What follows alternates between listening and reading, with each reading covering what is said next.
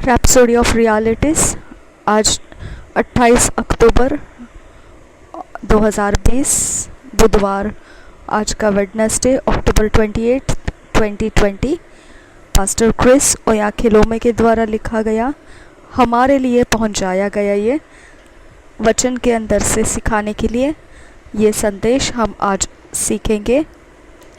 इसका टाइटल जो आज के दिन के लिए दिया गया है वह है लिविंग इन हिज अथॉरिटी, उसके अधिकार में जीना।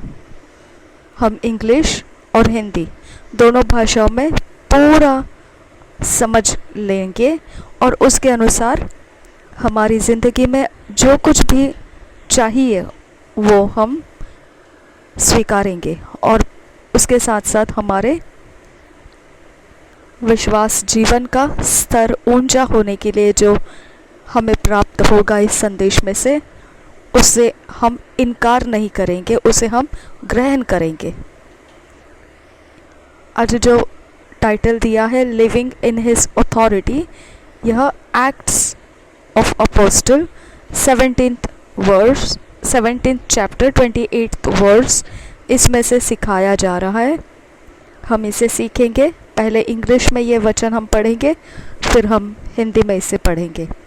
Acts of apostle 17th chapter 28th verse. For in him we live and move and have our being, as certain also of your own poets have said. For we are also his offspring.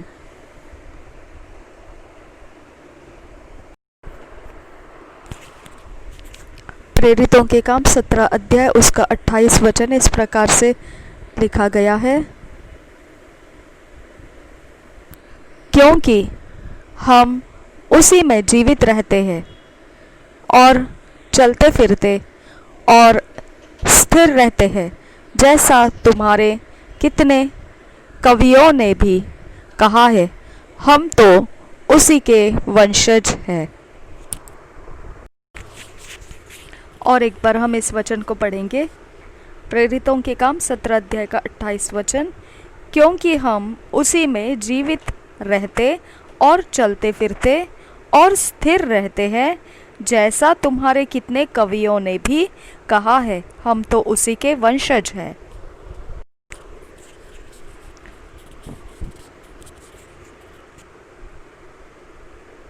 एक बार फिर देखेंगे प्रेरितों के काम 17 अध्याय 28 वचन, क्योंकि हम उसी में जीवित रहते और चलते फिरते और स्थिर रहते हैं, जैसा तुम्हारे कितने कवियों ने भी कहा है, हम तो उसी के वंशज हैं। True Christianity is living in the name of Jesus. सच्ची मसीहियत जो है वो प्रभु यीशु मसीह के नाम में जीवन जीना है। The very thought of this is so of inspiring. ये केवल एक सोच भी जब आती है तो भी बहुत ही ज़्यादा आदरयुक्त हमें प्रेरणा देती है। Colossians 3:17 says, and whatsoever ye do in word or deed, do all in the name of the Lord Jesus. कुलोसियों की पत्री 3 अध्याय का 17 वचन इस प्रकार से कहता है, वचन में या काम में जो कुछ भी करो सब प्रभु यीशु के नाम से करो और उसके द्वारा परमेश्वर पिता का धन्यवाद करो।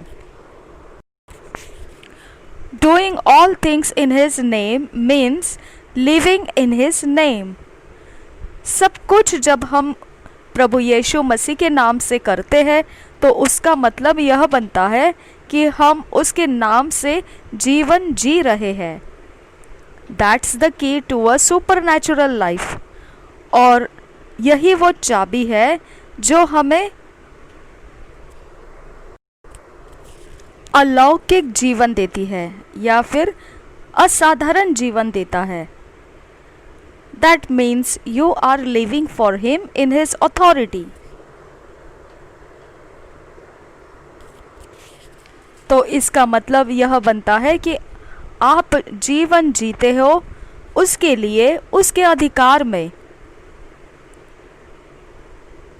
Therefore, defeat, failure and darkness can't be a part of your life. यही कारण है पराजय, असफलता और अंधकार हमारे जीवन का हिस्सा नहीं रह सकता. Life for you is glory only upward and forward because the name of Jesus is named upon you. जीवन जो है वह केवल महिमा और फिर सीधे आगे बढ़ने वाला और ऊपर उठने वाला, बस यही जीवन रह जाता है. इसका कारण यह है प्रभु यीशु मसीह का नाम सब नामों के ऊपर ऊंचा रखा गया है और वह नाम हमारे ऊपर रखा गया है. His name represents His authority and His character. उसका नाम प्रदर्शित करता है उसके अधिकार को और उसके चरित्र को. The Father gave Jesus a name that's above every name and set him far above all things for the benefit of the church. पिता ने प्रभु यीशु मसीह को ऐसा नाम दिया जो सब नामों से ऊपर है, ऊंचा नाम है, और उसे इस जगह ऐसे स्थिर रखा गया है जो हर चीज़ों के ऊपर कलीसिया के लिए लाभदायी है. यह बात हम एफेसियों के 1 अध्याय के 22 से 23 वचन में पढ़ सकते हैं. उसमें Ephesians 1 chapter 22 to 23 says, God hath put all things under his feet and gave him to be the head over all things to the church, which is his body, the fullness of him that filleth all in all.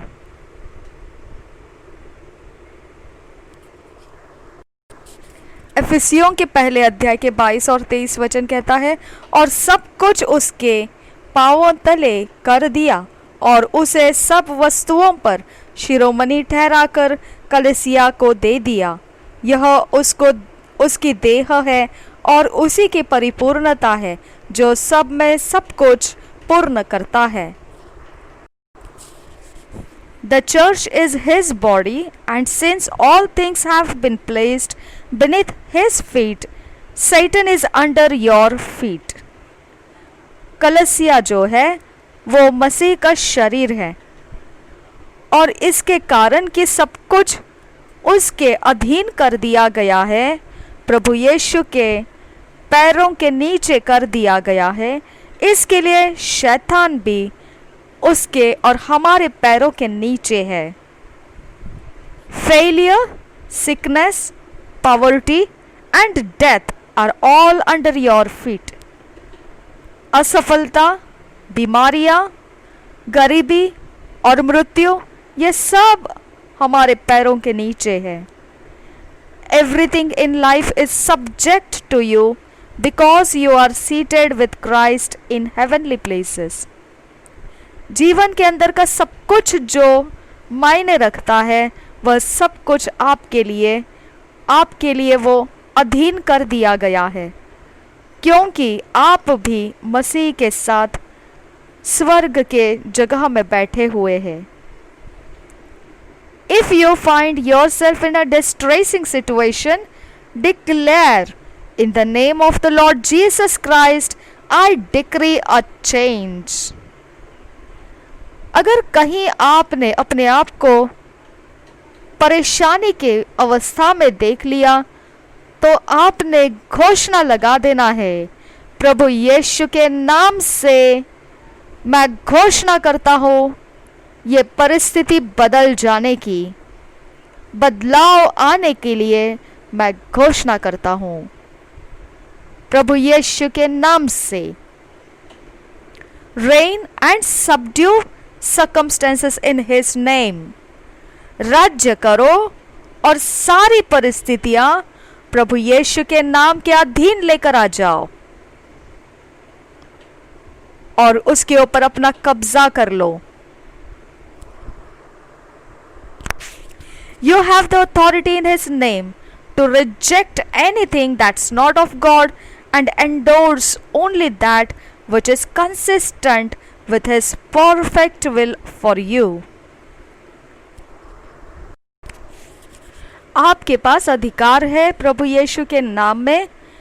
आप वो सब कुछ इनकार कर सकते हैं जो परमेश्वर की ओर से नहीं है, और केवल उन्हीं बातों को आप समर्थन दे सकते हैं जो परमेश्वर के सिद्ध इच्छा जो आपके लिए है उससे सुसंगति में हो।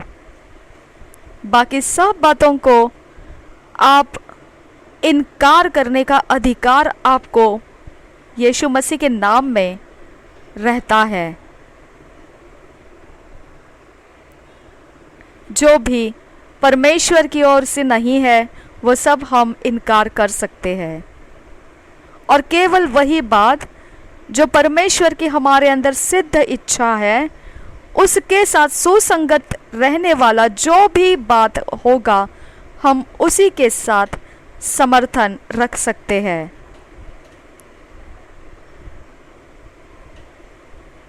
प्रेयर, प्रार्थना हम पहले इंग्लिश में करेंगे फिर हिंदी में। आपने यह प्रार्थना ऊंची आवाज में मेरे साथ मेरे पीछे बोलना है। Dear father, I rejoice in Jesus Christ, knowing that He is Lord of all. I am victorious and dominate circumstances because I live in His name and in His authority. Hallelujah. प्यारे पिता, मैं आनंद मनाता हूँ प्रभु यीशु में, यह जानते हुए कि वो सब पर प्रभु है। मैं जयवंत हूँ और प्रभुत्व करता हूँ सारे परिस्थितियों पर, क्योंकि मैं प्रभु यीशु के नाम से और उसी के अधिकार में जीवन जीता हूँ। हालेलुया। आज जो वचन हमको पढ़ने के लिए दिया गया है वो फिलिपियंस 2 चैप्टर 9 to 11 वर्स, और फिर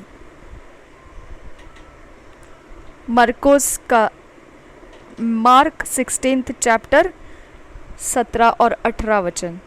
जो आज का हमें दिया गया वचन है वो फिलिपियों की पत्री 2 अध्याय 9 से 11 वचन, और मरकुस का सुसमाचार 16 अध्याय 17 से 18 वचन। हम पढ़ेंगे उसे, पहले इंग्लिश में पढ़ेंगे और वही वचन फिर हिंदी में पढ़ेंगे।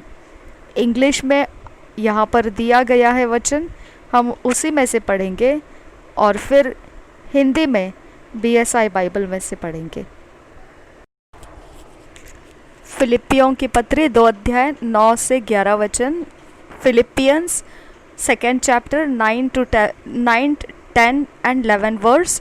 इंग्लिश में, Wherefore God also hath highly exalted him and given him a name which is above every name, that at the name of Jesus every knee should bow, of things in heaven and things in earth and things under the earth, and that every tongue should confess that Jesus Christ is Lord, to the glory of God the Father. फिलिपियों की पत्री 2 अध्याय 9 से 11 वचन। इस कारण परमेश्वर ने उसको अति महान भी किया और उसको वह नाम दिया जो सब नामों में श्रेष्ठ है, कि जो स्वर्ग में और पृथ्वी पर और पृथ्वी के नीचे है, वे सब यीशु के नाम पर घुटना टेके और परमेश्वर पिता की महिमा के लिए हर एक जीभ अंगीकार कर ले कि यीशु मसीह ही प्रभु है। Mark 16 chapter 17 and 18 verse, and this signs shall follow them that believe. In my name shall they cast out devils, they shall speak with new tongues, they shall take up serpents, and if they drink any deadly thing, it shall not hurt them. They shall lay hands on the sick, and they shall recover. मरकुस 16 अध्याय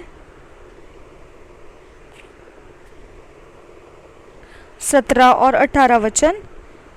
विश्वास करने वालों में ये चिन्ह होंगे कि वे मेरे नाम से दुष्ट आत्माओं को निकालेंगे, नई नई भाषा बोलेंगे, सांपों को उठा लेंगे, और यदि वे प्राणनाशक वस्तु भी पी जाए तो भी उनकी कुछ हानि न होगी। वे बीमारों पर हाथ रखेंगे और वे चंगे हो जाएंगे। 1 ईयर बाइबल रीडिंग प्लान में 2 Timothy 4 chapter 1 to 22 verse and Jeremiah 26 chapter 27 chapter 28 chapter हम पढ़ेंगे। इसे एक साल का बाइबल रीडिंग प्लान जो है उसमें 2 तिमोथी 4 अध्याय 1 से 22 वचन और यरमिया की भविष्यवाणी 26 और 27 और 28 अध्याय पढ़ना है। हम पढ़ेंगे, पहले इंग्लिश में पढ़ेंगे किंग जेम्स वर्जन में से, फिर हिंदी में पढ़ेंगे बीएसआई बाइबल में से।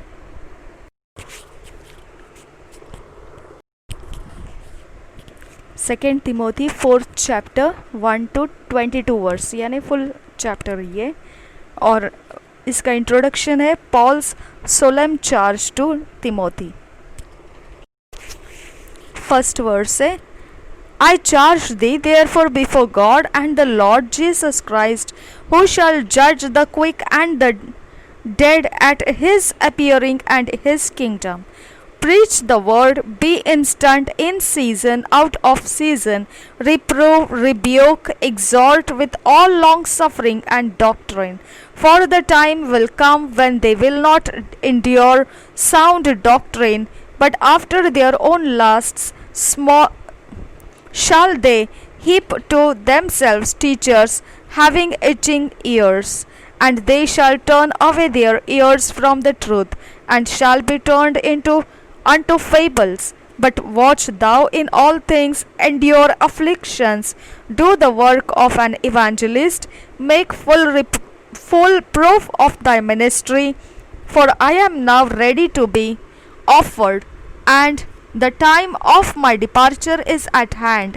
I have fought a good fight.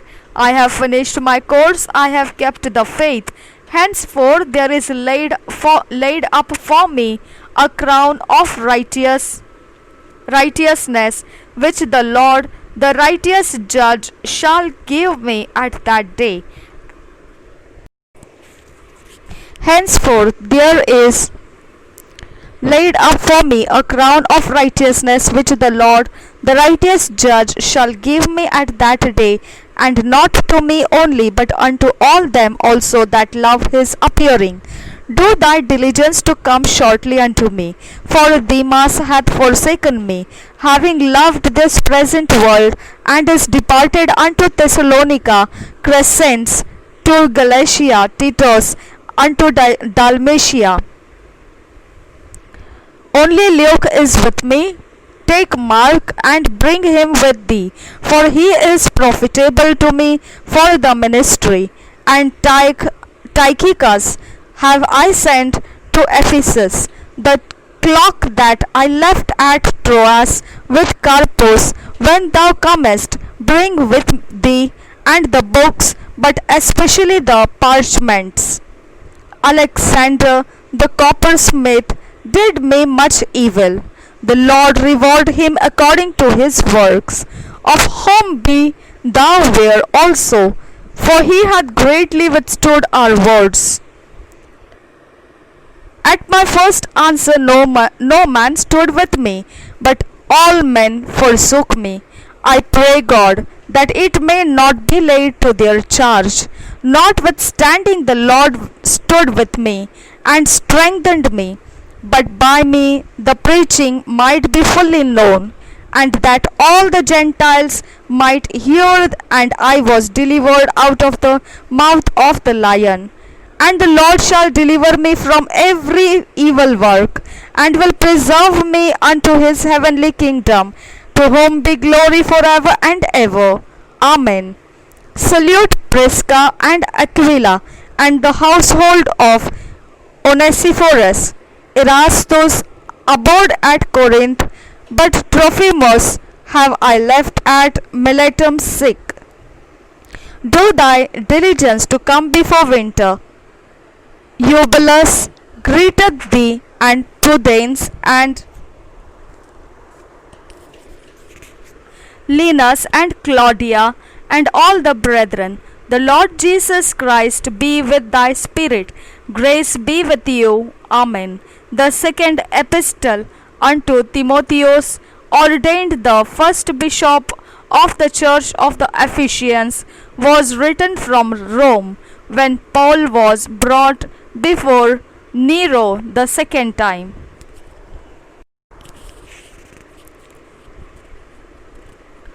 Second Timothy 4th chapter. Introduction. Paul's solemn charge to Timothy. First verse से पढ़ेंगे. I charge thee therefore before God and the Lord Jesus Christ, who shall judge the quick and the dead at his appearing and his kingdom. Preach the word, be instant in season, out of season. Reprove, rebuke, exhort with all long suffering and doctrine. For the time will come when they will not endure sound doctrine, but after their own lusts shall they heap to themselves teachers, having itching ears, and they shall turn away their ears from the truth, and shall be turned unto fables. But watch thou in all things, endure afflictions, do the work of an evangelist, make full proof of thy ministry. For I am now ready to be offered, and the time of my departure is at hand. I have fought a good fight, I have finished my course, I have kept the faith. Henceforth there is laid up for me a crown of righteousness, which the Lord, the righteous judge, shall give me at that day. And not to me only, but unto all them also that love his appearing. Do thy diligence to come shortly unto me, for Demas hath forsaken me, having loved this present world, and is departed unto Thessalonica. Crescens to Galatia, Titus unto Dalmatia. Only Luke is with me.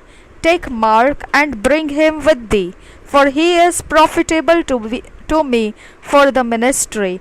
And Tychicus have I sent to Ephesus. The cloak that I left at Troas with Carpus, when thou comest, bring with thee, and the books, but specially the parchments. Alexander the coppersmith did me much evil. The Lord reward him according to his works, of whom be thou ware also, for he hath greatly withstood our words. At my first answer no man stood with me, but all men forsook me. I pray God that it may not be laid to their charge. Notwithstanding the Lord stood with me, and strengthened me, that by me the preaching might be fully known, and that all the Gentiles might hear. And I was delivered out of the mouth of the lion. And the Lord shall deliver me from every evil work, and will preserve me unto his heavenly kingdom, to whom be glory forever and ever. Amen. Salute Prisca and Aquila and the household of Onesiphorus. Erastus abode at Corinth, but Trophimus must have I left at Miletum sick. Do thy diligence to come before winter. Eubulus greeted thee, and Pudens and Linus and Claudia and all the brethren. The Lord Jesus Christ be with thy spirit. Grace be with you. Amen. The second epistle unto Timotheus, ordained the first bishop of the church of the Ephesians, was written from Rome, when Paul was brought before Nero the second time. Second Timothy, दूसरा तिमोथी, चौथा अध्याय, पहले वचन से 22 वचन तक पढ़ेंगे BSI Bible में से।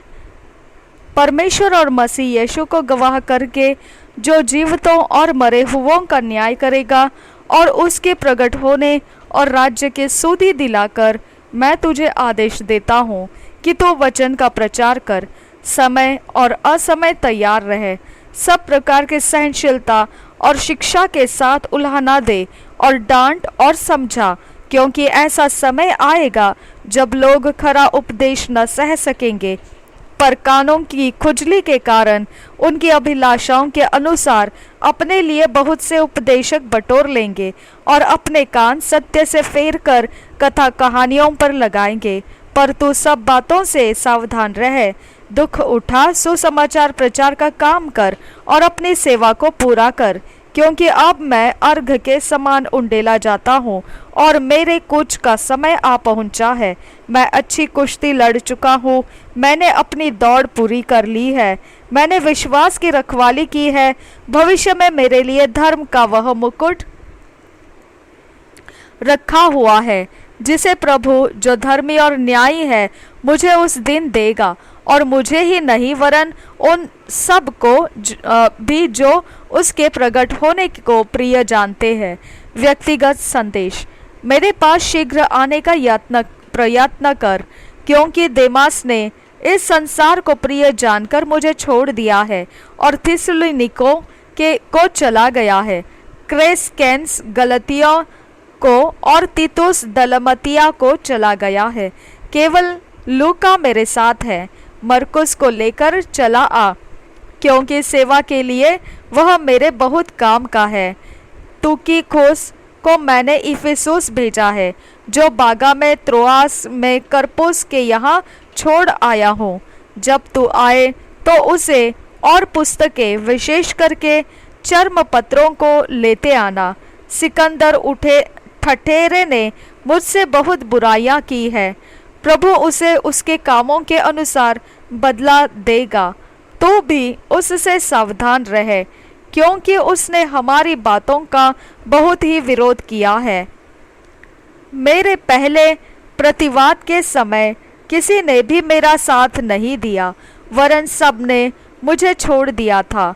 भला हो कि इसका उनको लेखा देना न पड़े, परंतु प्रभु मेरा सहायक रहा और मुझे सामर्थ्य दी, ताकि मेरे द्वारा पूरा प्रचार हो और सब अन्य जाति सुन ले। मैं सिंह के मुंह से छुड़ाया गया, और प्रभु मुझे हर एक बुरे काम से छुड़ाएगा और अपने स्वर्गीय राज्य में सुरक्षित पहुंचाएगा। उसी की महिमा युगानुयुग होती रहे। आमीन। अंतिम अभिवादन। 19 वचन आगे पढ़ते। प्रिस्का और अक्विला को और उनेसिफुरुस के घराने को नमस्कार। इरास्तुस कुरिन्थुस में रह गया, और त्रिफुमुस को मैंने मिलेतुस में बीमार छोड़ा है। जाड़े से पहले चले आने का प्रयत्न कर। यूबुलुस और पुदेम और लीनुस और क्लौदिया और सब भाइयों का तुझे नमस्कार। प्रभु तेरी आत्मा के साथ रहे, तुम पर अनुग्रह होता रहे। Jeremiah 26th chapter. Jeremiah 26th chapter. Introduction.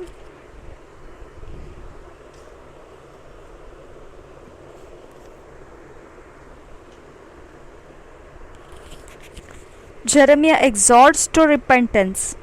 He is apprehended and arraigned, he is acquitted in judgment. First verse से पढ़ेंगे.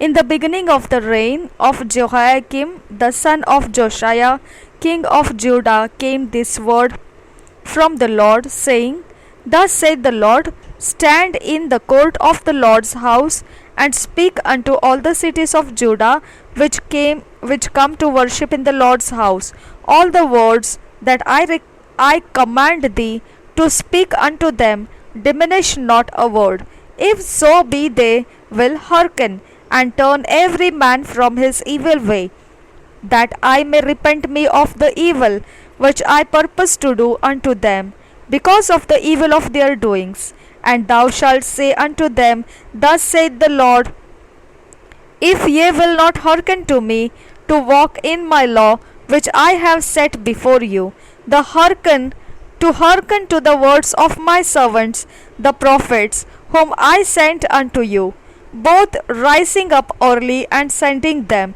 but ye have not hearkened, then will I make this house like Shiloh, and will make this city a curse to all the nations of the earth.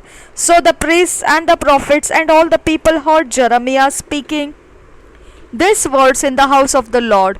Now it came to pass, when Jeremiah had made an end of speaking all that the Lord had commanded him to speak unto all the people, that the priests and the prophets and all the people took him, saying, Thou shalt surely die.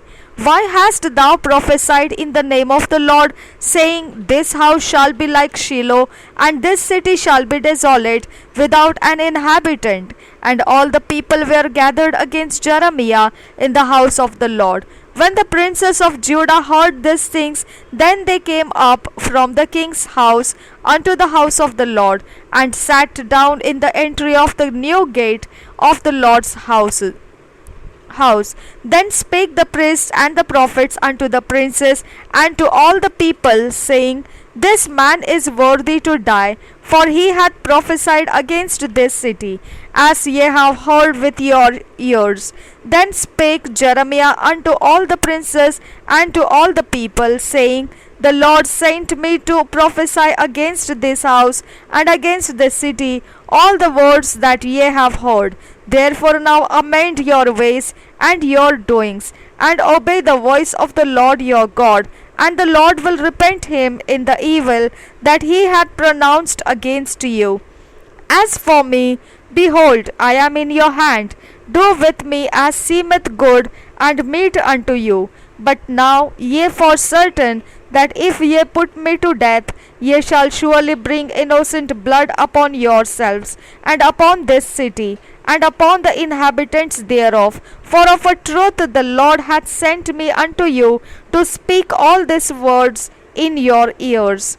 Then said the princes and all the people unto the priests and to the prophets, This man is not worthy to die, for he hath spoken to us in the name of the Lord our God. Then rose up certain of the elders of the land, and spake to all the assembly of the people, saying, Micah the Mirashtite prophesied in the days of Hezekiah king of Judah, and spake to all the people of Judah, saying, Thus saith the Lord of hosts, Zion shall be ploughed like a field, and Jerusalem shall become heaps, and the mountain of the house as the high places of a forest. Did Hezekiah king of Judah and all Judah put him at all to death? Did he not fear the Lord, and besought the Lord, and the Lord repented him of the evil which he had pronounced against them? Thus might we procure great evil against our souls. And there was also a man that prophesied in the name of the Lord, Urijah the son of Shemaiah of Kirjath Jearim, who prophesied against this city and against this land, according to all the words of Jeremiah. And when Jehoiakim the king, with all his mighty men and all the princes, heard his words, the king sought to put him to death. But when Urijah heard it, he was afraid, and fled, and went into Egypt.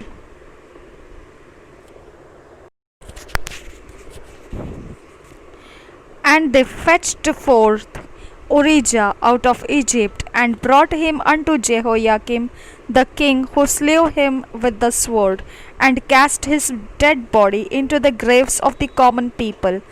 Nevertheless, the hand of Ahikam the son of Shaphan was with Jeremiah, that they should not give him into the hand of the people to put him to death. Chapter 27. Under the type of bonds and yokes, Jeremiah prophesies the subjection of the kings unto Nebuchadnezzar. He exhorts them to yield.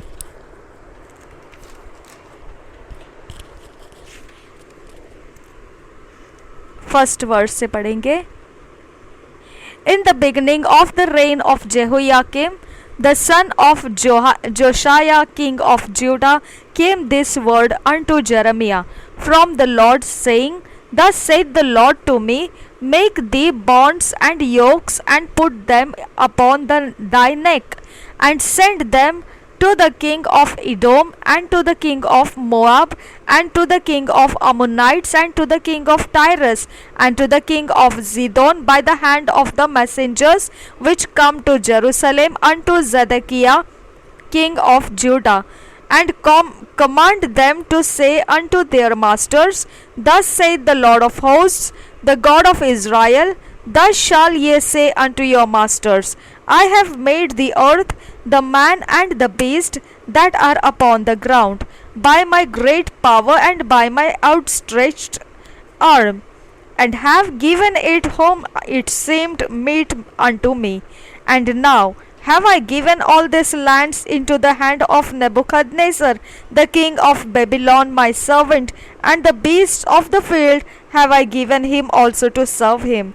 And all nations shall serve him, and his son, and his son's son, until the very time of his land come, and then many nations and great kings shall serve themselves of him.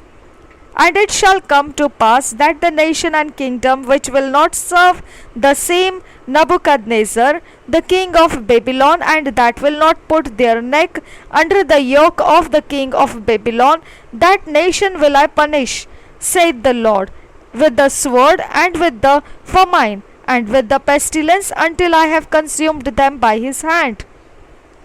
Therefore hearken not ye to prophets, nor to your diviners, nor to your dreamers, nor to your enchanters, nor to your sorcerers, which speak unto you, saying, Ye shall not serve the king of Babylon. For they prophesy a lie unto you, to remove you far from your land, and that I should drive you out, and ye should perish. But the nations that bring their neck under the yoke of the king of Babylon, and serve him, those will I let remain still in their own land, saith the Lord, and they shall till it, and dwell therein. I spake also to Zedekiah king of Judah according to all these words, saying, Bring your necks under the yoke of the king of Babylon, and serve him and his people, and live. Why will ye die, thou and thy people, by the sword, by the famine, and by the pestilence? Is the Lord hath spoken against the nation that will not serve the king of Babylon? Therefore hearken not unto the words of the prophets that speak unto you, saying, Ye shall not serve the king of Babylon, for they prophesy a lie unto you. For I have not sent them, saith the Lord, yet they prophesy a lie in my name, that I might drive you out, and that ye might perish. Yea, and the prophets that prophesy unto you, also I spake to the priests and to all this people, saying, Thus saith the Lord, Hearken not to the words of your prophets that prophesy unto you, saying, Behold, the vessels of the Lord's house shall now shortly be brought again from Babylon, for they prophesy a lie unto you. Hearken not unto them, serve the king of Babylon, and live. Wherefore should this city be laid waste? But if they be prophets, and if the word of the Lord be with them, let them now make intercession to the Lord of hosts, that the vessels which are left in the house of the Lord, and in the house of the king of Judah, and at Jerusalem, go not to Babylon. For thus saith the Lord of hosts, concerning the pillars, and concerning the sea, and concerning the bases, and concerning the residue of the vessels that remain in this city, which Nebuchadnezzar,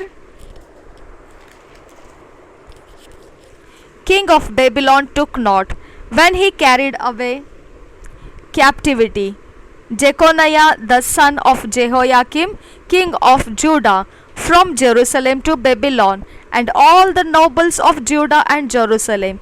Yea, thus saith the Lord of hosts, the God of Israel, concerning the vessels that remain in the house of the Lord, and in the house of the king of Judah and of Jerusalem. They shall be carried to Babylon, and there shall they be until the day that I visit them, saith the Lord. Then will I bring them up and restore them to this place. 28 अध्याय 28th chapter. Hananiah's false prophecy.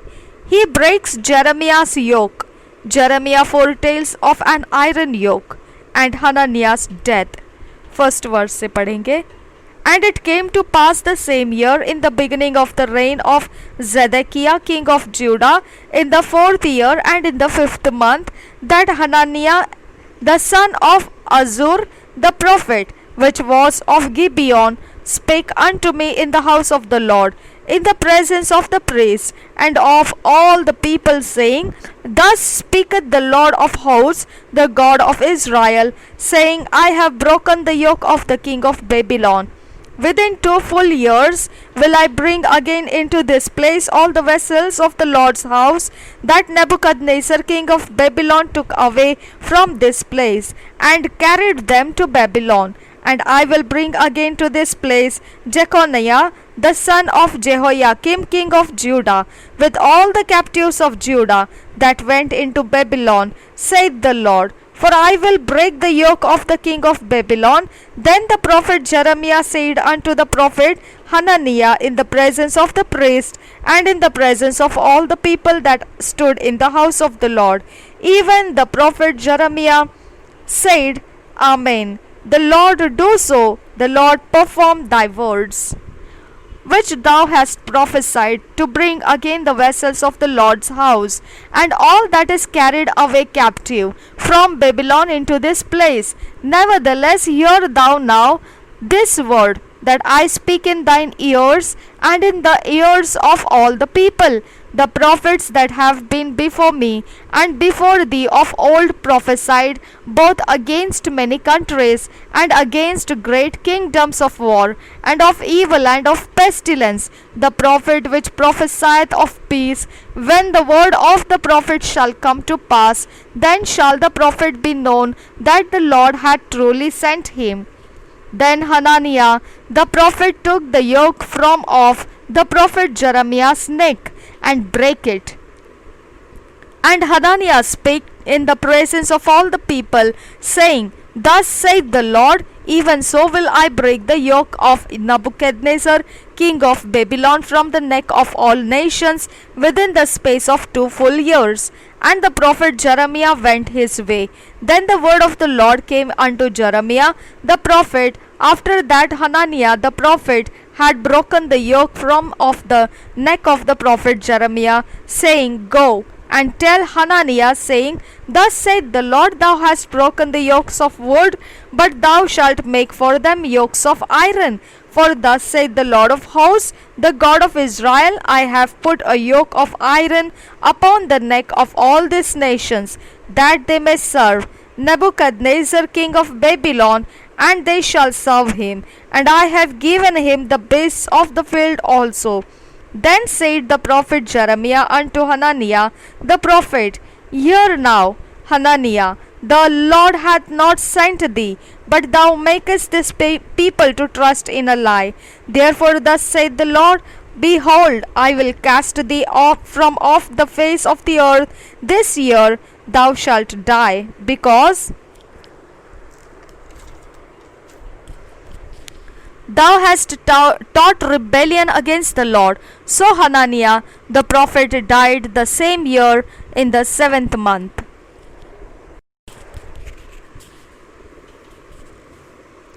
यिर्मयाह की भविष्यवाणी 26 अध्याय पढ़ेंगे। यिर्मयाह की कैद और उसका छुटकारा पहले वचन से पढ़ेंगे। योशिय्याह के पुत्र यहूदा के राजा यहोयाकीम के राज्य के आरंभ में यहोवा की ओर से यह वचन पहुंचा। यहोवा यो कहता है, यहोवा के भवन के आंगन में खड़ा होकर यहूदा के सब नगरों के लोगों के सामने जो यहोवा के भवन में दंडवत करने को आए, ये वचन जिनके विषय उनसे कहने की आज्ञा मैं तुझे देता हूँ, कह दे। उनमें से कोई वचन मत रख छोड़। संभव है कि वे सुनकर अपनी अपनी बुरी चाल से फिरे और मैं उनकी हानि करने से पछताऊं, जो उनके बुरे कामों के कारण मैंने ठाना था। इसलिए तो उनसे कह, यहोवा यो कहता है, यदि तुम मेरी सुनकर मेरी व्यवस्था के अनुसार जो मैंने तुमको सुनवा दी है न चलो और न मेरे दास भविष्यद्वक्ताओं के वचनों पर कान लगाओगे, जिन्हें मैं तुम्हारे पास बड़ा यत्न करके भेजता आया हूँ, परंतु तुमने उनकी नहीं सुनी, तो मैं इस भवन को शीलो के समान उजाड़ दूंगा और इस नगर का ऐसा सत्यानाश कर दूंगा कि पृथ्वी की सारी जातियों के लोग उसकी उपमा दे देकर शाप दिया करेंगे। जब यिर्मयाह ये वचन यहोवा के भवन में कह रहा था, तब याजक और भविष्यद्वक्ता और सब साधारण लोग सुन रहे थे। जब यिर्मयाह सब कुछ जिसे सारी प्रजा से कहने की आज्ञा यहोवा ने दी थी कह चुका, तब याजकों और भविष्यद्वक्ताओं और सब साधारण लोगों ने यह कहकर उसको पकड़ लिया, निश्चय तुझे प्राण दंड मिलेगा। तूने क्यों यहोवा के नाम से यह भविष्यवाणी की कि यह भवन शीलो के समान उजाड़ हो जाएगा और यह नगर ऐसा उजड़ेगा कि उसमें कोई न रह जाएगा। इतना कहकर सब साधारण लोगों ने यहोवा के भवन में यिर्मयाह के विरुद्ध भीड़ लगाई। यहूदा के हकीम ये बातें सुनकर राजा के भवन से यहोवा के भवन में चढ़ आए और उसके नए फाटक में बैठ गए। तब याजकों और भविष्यद्वक्ताओं ने हाकिमों और सब लोगों से कहा, यह मनुष्य प्राण दंड के योग्य है, क्योंकि इसने इस नगर के विरुद्ध ऐसी भविष्यवाणी की है जिसे तुम भी अपने कानों से सुन चुके हो। तब यिर्मयाह ने सब हकीमों और सब लोगों से कहा, जो वचन तुमने सुने हैं उसे यहोवा ही ने मुझे इस भवन और इस नगर के विरुद्ध भविष्यवाणी की रीति पर कहने के लिए भेज दिया है। इसलिए अब अपना चाल चलन और अपने काम सुधारो और अपने परमेश्वर यहोवा की बात मानो। तब यहोवा उस विपत्ति के विषय में जिसकी चर्चा उसने तुमसे की है पछताएगा। देखो मैं तुम्हारे वश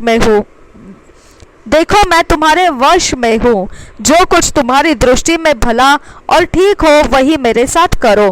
पर यह निश्चय जानो कि यदि तुम मुझे मार डालोगे तो अपने को और इस नगर को और इसके निवासियों को निर्दोष के हत्यारे बनाओगे, क्योंकि सचमुच यहोवा ने मुझे तुम्हारे पास यह सब वचन सुनाने के लिए भेजा है।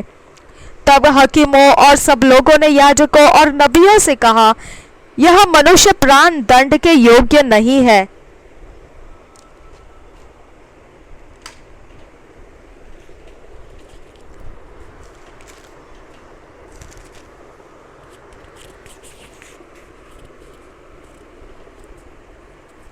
क्योंकि उसने हमारे परमेश्वर यहोवा के नाम से हमसे कहा है।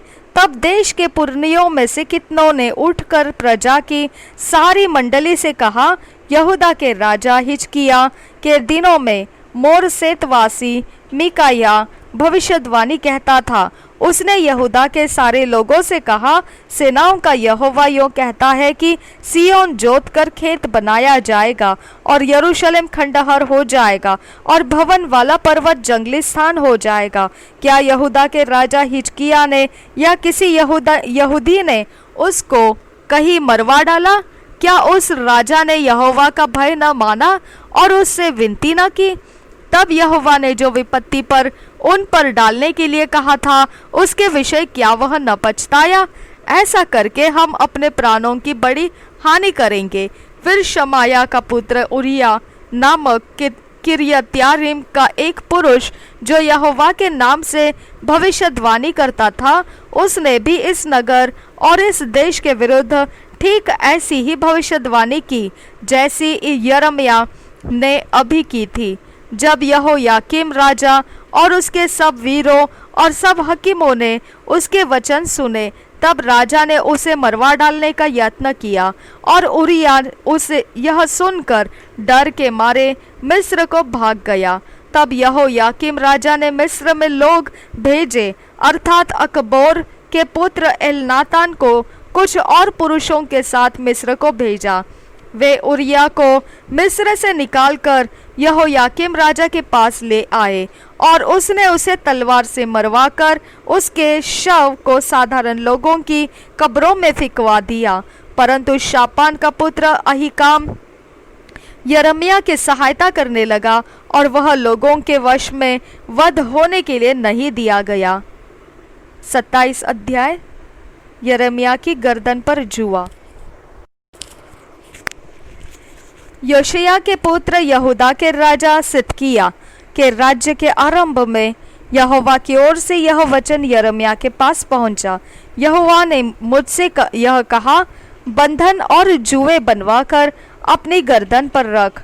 तब उन्हें एदोम और मोआब और अम्मोन और सोर और सीदोन के राजाओं के पास उन दूतों के हाथ भेजना जो यहूदा के राजा सिदकिय्याह के पास यरूशलेम में आए हैं।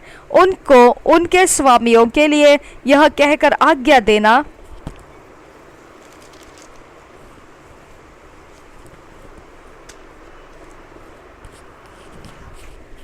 इस्राएल का परमेश्वर सेनाओं का यहोवा यो कहता है, अपने अपने स्वामी से यो कहो कि पृथ्वी की और पृथ्वी पर के मनुष्यों और पशुओं के को अपनी बड़ी शक्ति और बढ़ाई हुई भुजा के द्वारा मैंने बनाया, और जिस किसी को मैं चाहता हूँ उसी को मैं उन्हें दिया करता हूँ। जब मैंने ये सब देश अपने दास बेबीलोन के राजा नबूकदनेस्सर को आप ही दे दिए हैं, और मैदान के जीव जंतुओं को भी मैंने उसे दिया है कि वे उसके अधीन रहे। ये सब जातियां उसके और उसके बाद उसके बेटे और पोते के अधीन उस समय तक रहेगी जब तक उसके भी देश का दिन न आए। तब बहुत सी जातियां और बड़े बड़े राजा उससे भी अपनी सेवा करवाएंगे। पर जो जाति या राज्य बेबीलोन के राजा नबूकदनेस्सर के अधीन न हो और उसका जुआ अपनी गर्दन पर न ले, उस जाति को मैं तलवार, महंगी और मरी का दंड उस समय तक देता रहूंगा जब तक उसको उसके हाथ के द्वारा मिटा न दूं। यहोवा की यही वाणी है। इसलिए तुम लोग अपनी भविष्यद्वक्ताओं और भावी कहने वालों और टोनहों और तांत्रिकों को और चित्त मत लगाओ, और तांत्रिकों की ओर चित्त मत लगाओ, जो तुमसे कहते हैं कि तुमको बाबिलोन के राजा के अधीन नहीं होना पड़ेगा, क्योंकि वे तुमसे झूठी भविष्यवाणी करते हैं, जिससे तुम अपने अपने देश से दूर हो जाओ, और मैं आप तुमको दूर करके नष्ट कर दूं। परंतु जो जाति बेबीलोन के राजा का जुआ अपनी गर्दन पर लेकर उसके अधीन रहेगी, उसको मैं उसी के देश में रहने दूंगा, और वह उसमें खेती करती हुई बसी रहेगी। यहोवा की यही वाणी है। यहूदा के राजा सिदकिय्याह से भी मैंने ये बात कही, अपनी प्रजा समेत तो बेबीलोन के राजा का जुआ अपनी गर्दन पर ले, और उसकी प्रजा के अधीन रहकर जीवित रहे। जब यहोवा ने उस जाति के विषय जो बेबीलोन के राजा के अधीन न हो यह कहा है कि वह तलवार, महंगी और मरी से नष्ट होगी, तो फिर तो क्यों अपनी प्रजा समेत मरना चाहता है? जो भविष्यद्वक्ता तुझसे कहते हैं तुझको बेबीलोन के राजा के अधीन न होना पड़ेगा, उनकी मत सुन, क्योंकि वे तुझसे झूठी भविष्यवाणी करते हैं। यहोवा की यह वाणी है कि मैंने उन्हें नहीं भेजा। वे मेरे नाम से झूठी भविष्यवाणी करते हैं, और इसका फल यही होगा कि मैं तुझको देश से निकाल दूंगा, और तू उन नबियों समेत जो तुझसे भविष्यवाणी करते हैं नष्ट हो जाएगा। तब याजकों और साधारण लोगों से भी मैंने कहा, यहोवा यों कहता है, तुम्हारे जो भविष्यद्वक्ता तुमसे यह भविष्यवाणी करते हैं, यहोवा के भवन के पात्र अब शीघ्र ही बेबीलोन से लौटा दिए जाएंगे। उनके वचनों की ओर कान मत धरो, क्योंकि वे तुमसे झूठी भविष्यवाणी करते हैं। उनकी मत सुनो। बेबीलोन के राजा के अधीन होकर और उसकी सेवा करके जीवित रहो। यह नगर क्यों उजाड़ हो जाए, यदि वे भविष्यद्वक्ता भी हो, और यदि यहोवा का वचन उनके पास हो, तो वे सेनाओं के यहोवा से विनती करें कि जो पात्र यहोवा के भवन में और यहूदा के राजा के भवन में और यरूशलेम में रह गया है, वे बेबीलोन न जाने पाए। क्योंकि सेनाओं का यहोवा यो कहता है कि जो खंबे और पीतल की नांद, गंगाल और कुर्सियां और अन्य पात्र इस नगर में रह गए हैं, जिन्हें बेबीलोन का राजा नबूकदनेस्सर उस समय न ले गया जब वह यहोयाकीम के पुत्र यहूदा के राजा यकोन्याह का और यरूशलेम के सब कुलीनों का बंदी बनाकर यरूशलेम से बेबीलोन को ले गया था। जो पात्र यहोवा के भवन में और यहूदा के राजा के भवन में और यरूशलेम में रह गया है, उनके विषय में इस्राएल का परमेश्वर सेनाओं का यहोवा यो कहता है कि वे भी बेबीलोन में पहुंचाए जाएंगे, और जब तक मैं उनकी सुधि न लूं तब तक वही रहेंगे। तब मैं उन्हें लाकर इस स्थान में फिर रख दूंगा। यहोवा की यही वाणी है। यिर्मयाह की भविष्यवाणी 28 अध्याय। यिर्मयाह और हनन्याह नबी, पहले वचन से। फिर उसी वर्ष अर्थात यहूदा के राजा सिदकिय्याह के राज्य के चौथे वर्ष के 5वें महीने में अज्जूर का पुत्र हनन्याह, जो गिबोन का एक भविष्यद्वक्ता था, उसने मुझसे यहोवा के भवन में याजकों और सब लोगों के सामने कहा, इस्राएल का परमेश्वर सेनाओं का यहोवा यो कहता है, मैंने बेबीलोन के राजा के जुए को तोड़ डाला है। यहोवा के भवन के जितने पात्र बेबीलोन का राजा नबूकदनेस्सर इस स्थान से उठाकर बेबीलोन ले गया, उन्हें मैं 2 वर्ष के भीतर फिर इसी स्थान में ले आऊंगा। मैं यहूदा के राजा यहोयाकीम के पुत्र यकोन्याह और सब यहूदी बंदियों को भी जो बेबीलोन गए हैं इस स्थान में लौटा ले आऊंगा, क्योंकि मैंने बेबीलोन के राजा के जुए को तोड़ दिया है। यहोवा की यही वाणी है। तब यिर्मयाह नबी ने हनन्याह नबी से याजकों और उन सब लोगों के सामने जो यहोवा के भवन में खड़े हुए थे कहा, आमीन, यहोवा ऐसा ही करे। जो बातें तूने भविष्यवाणी करके कही है कि यहोवा के भवन के पात्र और सब बंदी बेबीलोन से इस स्थान में फिर आएंगे, उन्हें यहोवा पूरा करे। तो भी मेरा यह वचन सुन जो मैं तुझे और सब लोगों को कह सुनाता हूँ।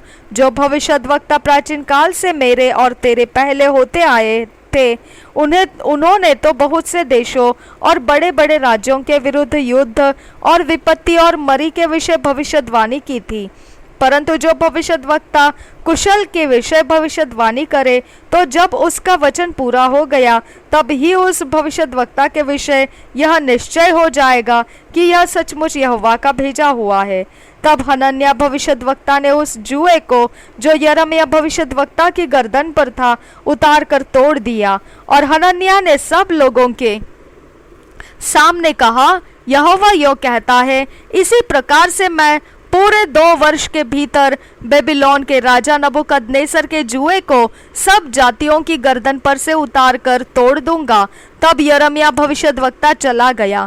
जब हनन्याह भविष्यद्वक्ता ने यिर्मयाह भविष्यद्वक्ता को की गर्दन पर से जुआ उतार कर तोड़ दिया, उसके बाद यहोवा का यह वचन यिर्मयाह के पास पहुंचा, जाकर हनन्याह से यह कह, यहोवा यो कहता है,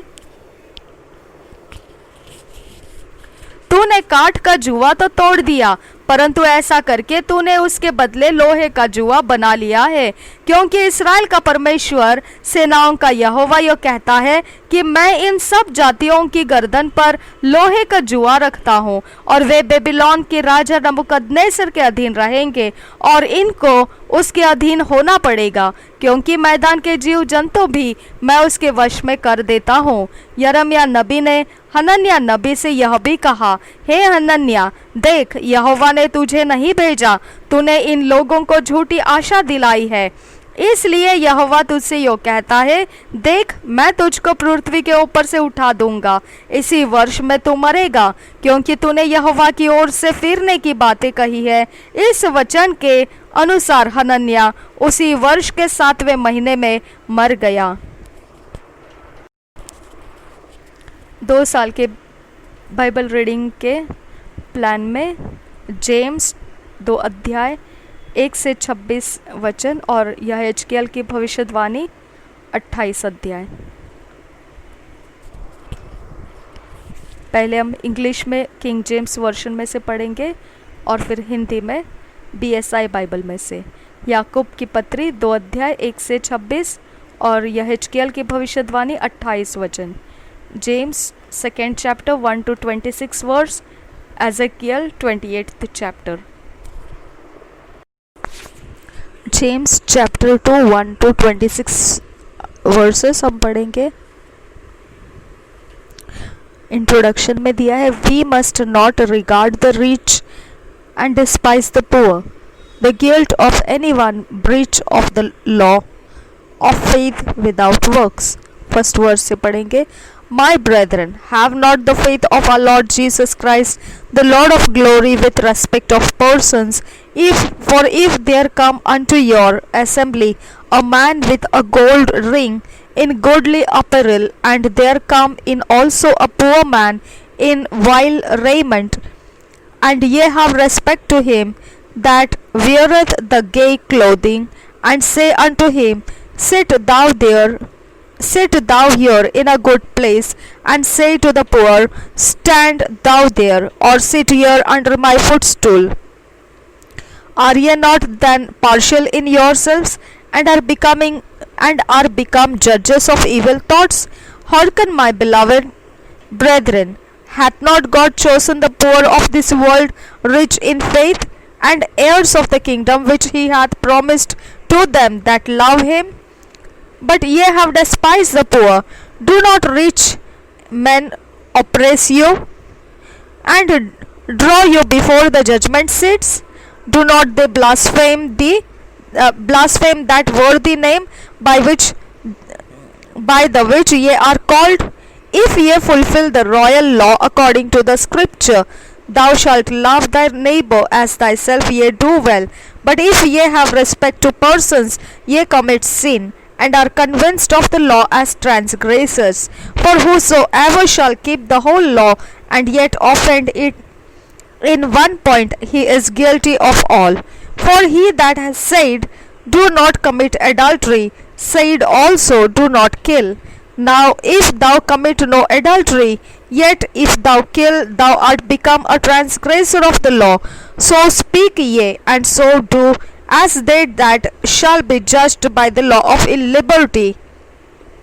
For he shall have judgment without mercy, that hath shewed no mercy, and mercy rejoiceth against judgment. What doeth it profit, my brethren, though a man say he hath faith, and have not works? Can faith save him? If a brother or sister be naked and destitute of daily food, and one of you say unto them, Depart in peace, be ye warned and filled, notwithstanding ye give them not those things which are needful to the body, which doeth it profit? Even so faith, if it had not works, is dead, being alone. Yea, a man may say, Thou hast faith, and I have works. Shew me thy faith without thy works, and I will shew thee my faith by my works. Thou believest that there is one God, that doest well. The devils also believe and tremble. But wilt thou know, O vain man, that faith without works is dead? Was not Abraham our father justified by works, when he had offered Isaac his son upon the altar?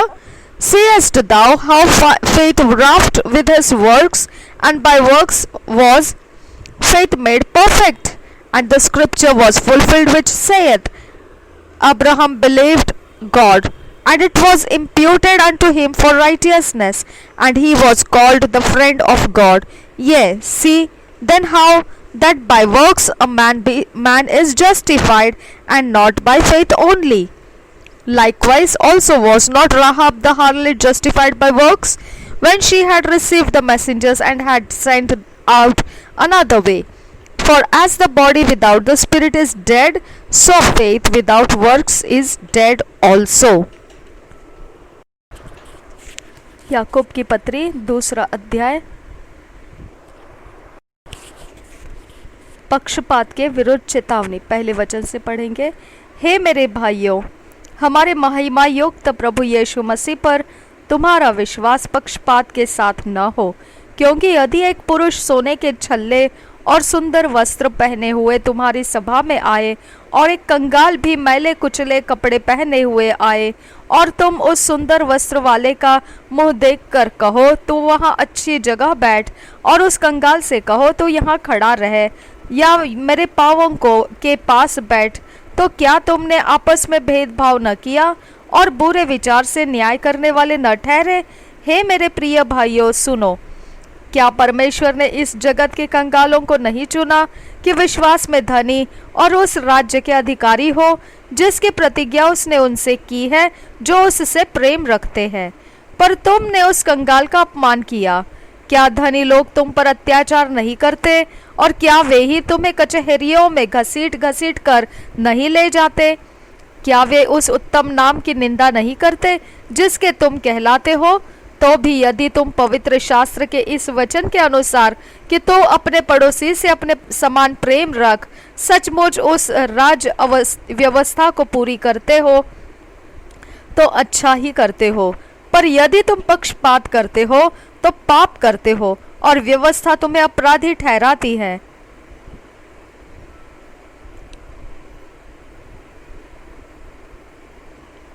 क्योंकि जो कोई सारी व्यवस्था का पालन करता है परंतु एक ही बात में चूक जाए, तो वह सब बातों में दोषी ठहर चुका है।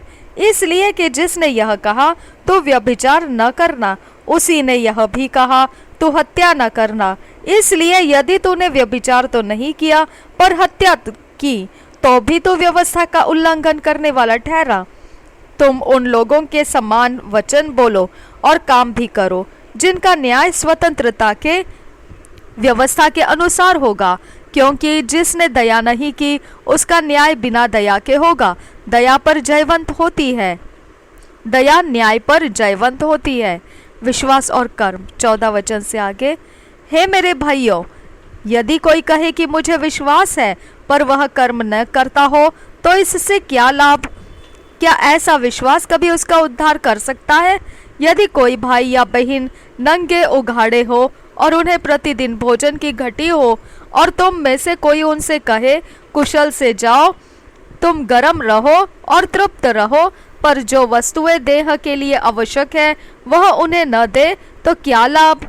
वैसे ही विश्वास भी यदि कर्म सहित न हो तो अपने स्वभाव में मरा हुआ है। वरन कोई कह सकता है तुझे विश्वास है और मैं कर्म करता हूँ, तू अपना विश्वास मुझे कर्म बिना तो देखा, और मैं अपना विश्वास अपने कर्मों के द्वारा तुझे दिखाऊंगा। तुझे विश्वास है कि एक ही परमेश्वर है, तू अच्छा करता है। दुष्ट आत्मा भी विश्वास रखते और थरथराते हैं। पर हे निकम्मे मनुष्य, क्या तू यह भी नहीं जानता कि कर्म बिना विश्वास व्यर्थ है? पर हे निकम्मे मनुष्य, क्या तू यह भी नहीं जानता कि कर्म बिना विश्वास व्यर्थ है? जब हमारे पिता अब्राहम ने अपने पुत्र इसहाक को वेदी पर चढ़ाया, तो क्या वह कर्मों से धर्मी न ठहरा था? अतः तूने देख लिया कि विश्वास ने उसके कामों के साथ मिलकर प्रभाव डाला है, और कर्मों से विश्वास सिद्ध हुआ, और पवित्र शास्त्र का यह वचन पूरा हुआ। अब्राहम ने परमेश्वर का विश्वास किया और यह उसके लिए धर्म गिना गया, और वह परमेश्वर का मित्र कहलाया। इस प्रकार तुमने देख लिया कि मनुष्य केवल विश्वास से ही नहीं वरन कर्मों से भी धर्मी ठहरता है। वैसे ही राहाब वेश्या भी, जब उसने दूतों को अपने घर में उतारा और दूसरे मार्ग से विदा किया, तो क्या कर्मों से धार्मिक न ठहरी? अतः जैसे देह आत्मा बिना मरी हुई है, वैसा ही विश्वास भी कर्म बिना मरा हुआ है। Ezekiel 28th chapter, God's judgment of Tyrus and of Zidom.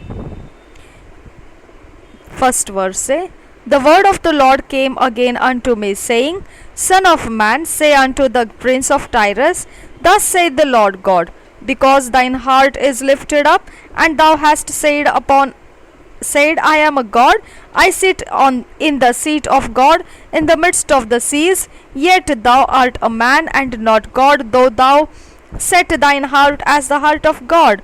Behold, thou art wiser than Daniel. There is no secret that they can hide from thee. With thy wisdom and with thine understanding thou hast gotten the riches, and hast gotten gold and silver into thy treasures. By thy great wisdom and by thy traffic hast thou increased thy riches, and thine heart is lifted up because of thy riches. Therefore thus saith the Lord God, because thou hast set thine heart as the heart of God, behold, there I will bring strangers upon thee, and terrible of the nations, and they shall draw their swords against the beauty of thy wisdom, and they shall defile thy brightness. They shall bring thee down to the pit, and thou shalt die the deaths of them that are slain in the midst of the seas. Wilt thou yet say before him that slayeth thee, I am God? But thou shalt be a man and no God in the hand of him that slayeth thee. Thou shalt die the deaths of the uncircumcised by the hand of strangers, for I have spoken it, saith the Lord God. Moreover, the word of the Lord came in unto me, saying, Son of man, take up a lamentation upon the king of Tyrus, and say unto him, Thus saith the Lord God, Thou seest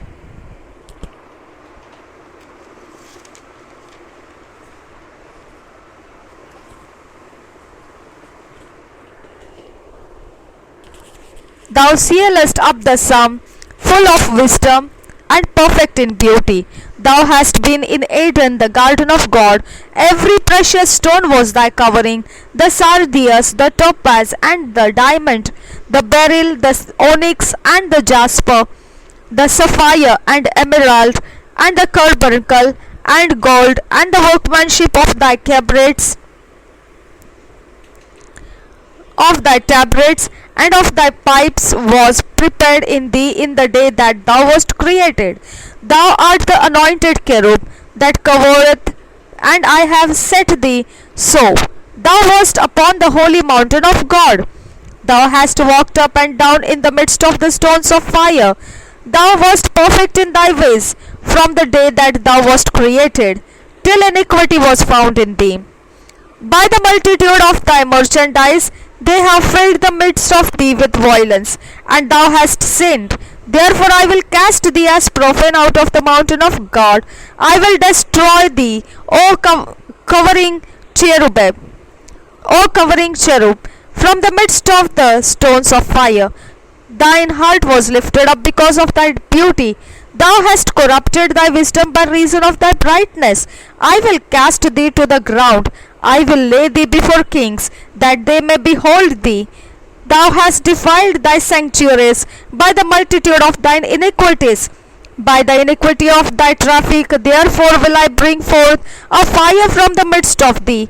It shall devour thee, and I will bring thee to ashes upon the earth in the sight of all them that behold thee. All they that know thee among the people shall be astonished at thee. Thou shalt be a terror, and never shalt thou be any more. Again the word of the Lord came unto me, saying, Son of man, set thy face against Zidon, and prophesy against it, and say, Thus saith the Lord God, Behold, I am against thee, O Zidon, and I will be glorified in the midst of thee. And they shall know that I am the Lord, when I shall have executed judgments in her, and shall be sanctified in her. For I will send into her pestilence, and blood into her streets, and the wounded shall be judged in the midst of her by the sword upon her on every side. And they shall know that I am the Lord, and there shall be no more a pricking briar unto the house of Israel, nor any graving thorn of all that are round about them, that despised them, and they shall know that I am the Lord God. Thus saith the Lord God, when I shall have gathered the house of Israel from the people among whom they are scattered, and shall be sanctified in them in the sight of the heathen. Then shall they dwell in their land, and that I have given to my servant Jacob, and they shall dwell safely therein, and shall build houses and plant vineyards, yea, they shall dwell with confidence. When I have executed judgments upon all those that despise them round about them, and they shall know that I am the Lord their God. यहेजकेल 28 अध्याय पहले वचन से पढ़ेंगे। इसका introduction है सोर के राजा के विरुद्ध भविष्यवाणी। पहले वचन से पढ़ेंगे। यहोवा का यह वचन मेरे पास पहुंचा, हे मनुष्य के संतान, सोर के प्रधान से कह, परमेश्वर यहोवा यूँ कहता है, तूने मन में फुलकर यह कहा है, मैं ईश्वर हूँ, मैं समुद्र के बीच परमेश्वर के आसन पर बैठा हूँ। परंतु यद्यपि तू अपने आप को परमेश्वर सा दिखाता है, तो भी तो ईश्वर नहीं, मनुष्य ही है। तू दनियल से अधिक बुद्धिमान तो है, कोई भेद तुझसे छिपा न होगा। तूने अपनी बुद्धि और समझ के द्वारा धन प्राप्त किया और अपने भंडारों में सोना चांदी रखा है। तूने बड़ी बुद्धि से लेन देन किया, जिससे तेरा धन बढ़ा, और धन के कारण तेरा मन फूल उठा है। इस कारण परमेश्वर यहोवा यूँ कहता है, तू जो अपना मन परमेश्वर सा दिखाता है, इसलिए देख, मैं तुझ पर ऐसे परदेशियों से चढ़ाई कराऊंगा जो सब जातियों से अधिक क्रूर है। वे अपनी तलवारें तेरी बुद्धि की शोभा पर चलाएंगे और तेरी चमक दमक को बिगाड़ेंगे। वे तुझे कब्र में उतारेंगे और तू समुद्र के बीच के मारे हुओं की रीति पर मर जाएगा। तब क्या तू अपने घात करने वाले के सामने कहता रहेगा, मैं परमेश्वर हूँ? तू अपने घायल करने वाले के हाथ में। 8 वचन फिर से पढ़ेंगे। वे तुझे कब्र में उतारेंगे और तू समुद्र के बीच मारे हुओं की रीति पर मर जाएगा। तब क्या तू अपने घात करने वालों के सामने कहता रहेगा, मैं परमेश्वर हूँ? तू अपने घायल करने वाले के हाथ में ईश्वर नहीं, मनुष्य ही ठहरेगा। तू परदेशियों के हाथ से खतनाहीन लोगों के समान मारा जाएगा, क्योंकि मैं ही ने ऐसा कहा है, परमेश्वर यहोवा की यह वाणी है। सोर के राजा का पतन। 11 वचन से आगे। फिर यहोवा का यह वचन मेरे पास पहुंचा, हे मनुष्य के संतान, सोर के राजा के विषय में विलाप का गीत बनाकर उससे कह, परमेश्वर यहोवा यूँ कहता है, तू तो उत्तम से भी उत्तम है, तू बुद्धि से भरपूर और सर्वांग सुंदर है। तू परमेश्वर की अदम नामक बारी में था। तेरे पास आभूषण, मानिक, पद्मराग, हीरा, फिरोजा, सुलेमानी, मणि, यशब, नीलमणि, मरकद और लाल सब भांति के मणि और सोने के पहरावे थे। तेरे डफ और बंसुलियाँ तुझी में बनाई गई थी। जिस दिन तू सिरजा गया था, उस दिन वे भी तैयार की गई थी। तू छाने वाला अभिषिक्त करूब था।